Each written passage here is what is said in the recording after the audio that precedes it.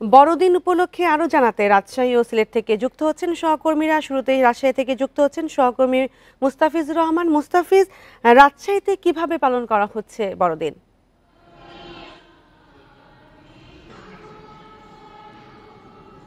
দেখুন, আজকে বড়দিন অর্থাৎ খ্রিস্টান ধর্মাবলম্বী যারা রয়েছেন তাদের আজকে সবচেয়ে খুশির দিন বলা যেতে পারে। এবং সকাল 7টায় একটি প্রার্থনা হয়েছে এবং আমি যেখানে দাঁড়িয়ে আছি অর্থাৎ এইটি যে মেষপালক ক্যাথলিক ধর্মপল্লী, এটি এখানে সকাল 9:30টার পরেই কিন্তু এখানে আরেকটি প্রার্থনা শুরু হয়েছে। এবং এখানে যিনি ধর্মগুরু রয়েছেন তিনি কিন্তু যে যীশু খ্রিস্টের আবির্ভাবের কারণ এবং তার যে বাণীগুলো সেগুলো কিন্তু এখানে যারা ভক্তরা রয়েছেন, যারা খ্রিস্টান ধর্ম অবলম্বী যারা অনুসারী রয়েছেন তাদের মধ্যেই তুলে ধরা হচ্ছে। সেই সাথে কিন্তু একটি বাণী বারবার বলা হচ্ছিল যে যীশু খ্রিস্ট কেন এসেছিল এবং তার বাণী কি, এবং যে সমাজে যে বৈষম্য রয়েছে, ভেদাভেদ রয়েছে, শ্রেণী বৈষম্য যে রয়েছে সেগুলোর জন্য অবসান হয়ে থাকে। এবং একটি কথা বলা হচ্ছিল যে যীশু খ্রিস্ট মূলত প্রত্যেকটি মানুষের, যারা খ্রিস্টান ধর্মাবলম্বী রয়েছেন তাদের প্রত্যেকটি একটি আত্মার মধ্যে ফিরে আসতে চান, কিন্তু তার জন্য আত্মার যে পরিশুদ্ধিতা সেটি কিন্তু করতে হবে, না হলে যীশু খ্রিস্ট আসতে চাইলেও তাদের সেই দ্বারটি কিন্তু বন্ধ থেকে যাচ্ছে। অর্থাৎ যে হানাহানি থাকছে, যা বিদ্বেষ থাকছে, এগুলো থেকে ঊর্ধ্বে উঠে আসলেই কিন্তু যীশু খ্রিস্ট প্রত্যেকের অন্তরে বিরাজ করবে, এমনটি কিন্তু বারবার এখানে বলা হচ্ছিল। এবং ধর্মীয় গুরু কিন্তু এখানে যে তাদের যে ধর্মীয় যে মর্মার্থ সেটি কিন্তু বারবার তুলে ধরছিলেন। এবং এখানে যারা পুণ্যার্থীরা রয়েছেন তারা আসছেন এবং ব্যাপক উৎসাহ উদ্দীপনার মধ্যে থেকে বলতে পারি যে রাজশাহী এই যে ধর্মীয় পল্লী যেগুলো রয়েছে, যেগুলো চার্চ রয়েছে, সেগুলোতে কিন্তু উৎসব এর একটি আমেজ বিরাজ করছে এবং কোনো প্রকার শঙ্কা ছাড়াই কিন্তু তারা তাদের এই উৎসব পালন করছেন। এবং এখানে আমরা এসে এর আগেও ধর্ম যে গুরু রয়েছেন অর্থাৎ এখানে যে ফাদার রয়েছেন তার সঙ্গে কথা বলেছেন এবং তিনিও বলছিলেন যে প্রতিবারের ন্যায় এবারও কিন্তু তারা অত্যন্ত উৎসাহ উদ্দীপনার মধ্য দিয়ে কিন্তু তারা এই দিবসটি পালন করছেন এবং কোনো প্রকার শঙ্কা তারা অনুভব করছেন না। তবে তিনি একটি কথা বলছিলেন যে সারা বাংলাদেশ সহ সারা বিশ্বে যে একটি অস্থিরতা বিরাজ করছে সেটি তিনি অবসান চান এবং চান যে প্রত্যেকে যেন কাঁধে কাঁধ মিলিয়ে চলতে পারে, অর্থাৎ প্রত্যেকেই যেন সবাই মানবতা ধর্ম যেন সবার মধ্যে বিরাজ করতে পারে, কোনো ভেদাভেদ যেন না থাকে, কোনো বৈষম্য যেন না থাকে, এটি কিন্তু বারবার বলছিলেন। এবং এখন পর্যন্ত আমরা দেখছি যে এখানে যে প্রার্থনা চলছে, প্রার্থনা প্রায় শেষ পর্যায়ে। এরপরে কিন্তু যারা খ্রিস্টান ধর্মাবলম্বীরা রয়েছেন তারা এরপরে তারা এই চার্চ থেকে বেরো হবেন, প্রত্যেকের বাসায় যাবেন এবং উৎসবটি তারা আনন্দের সাথে এটি উদযাপন করবেন। এ ছিল রাজশাহী খ্রিস্টান ধর্মপল্লী থেকে সর্বশেষ।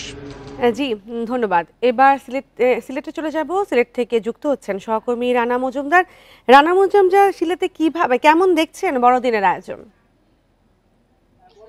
দেখুন, সারা দেশের মতো সিলেটেও কিন্তু ব্যাপক উৎসাহ উদ্দীপনার মধ্যে দিয়ে এই যে বড়দিনের যে আয়োজনটি সেটি কিন্তু পালিত হচ্ছে। আমরা এই মুহূর্তে রয়েছি সিলেটের যে নয়া সড়ক এলাকায় যে প্রেসবিটারিয়ান চার্চ রয়েছে সেখানে, এবং এই এলাকাতে মূলত খ্রিস্টান ধর্মাবলম্বী যারা রয়েছেন তাদেরই বসবাস।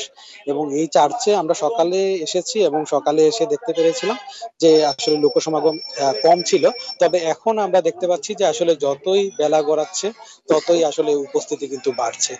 পাশাপাশি এখন কিন্তু চার্চের ভেতরে কিছুক্ষণ আগে চার্চের যিনি ফাদার রয়েছেন নিজুম সাংমা, তিনি কিন্তু প্রবেশ করেছেন। এবং এই মুহূর্তে কিন্তু এখানে হচ্ছে গির্জায় যেটি চলছে সেটি হলো যে তাদের যে ধর্মীয় যে গান সেটি কিন্তু পরিবেশিত হচ্ছে। এবং পরবর্তীতে যে আনুষ্ঠানিকতা রয়েছে সেটি হলো যে 10:30টার দিকে তাদের যে বিশেষ প্রার্থনা সেটি কিন্তু অনুষ্ঠিত হবে এই চার্চটিতে। পাশাপাশি এই আনুষ্ঠানিকতার পরে কিন্তু রয়েছে আসলে সমাজের যারা গণ্যমান্য ব্যক্তিবর্গ যারা রয়েছেন, যাদেরকে তারা ইনভাইট করেছিলেন, তারা আসবেন এবং তাদেরকে নিয়ে মূলত যে কেক কাটার যে আয়োজন সেটি কিন্তু অনুষ্ঠিত হবে এখানে। এবং দিনভর কিন্তু এভাবে আসলে নানা আয়োজন রয়েছে এবং নানা ধরনের আসলে সাংস্কৃতিক অনুষ্ঠান, বিকেলবেলা সাংস্কৃতিক অনুষ্ঠানও এখানে আয়োজিত হবে। এছাড়া সিলেটের অন্যান্য যে আসলে চার্চগুলো রয়েছে সেগুলোতেও কিন্তু আসলে মূলত এই ধরনের আসলে নানা আয়োজন রয়েছে। এবং খ্রিস্টান ধর্মাবলম্বী যারা রয়েছেন তাদের প্রত্যেকের ঘরেই কিন্তু এই উৎসবের আমেজ যে মুহূর্তে বিরাজ করছে।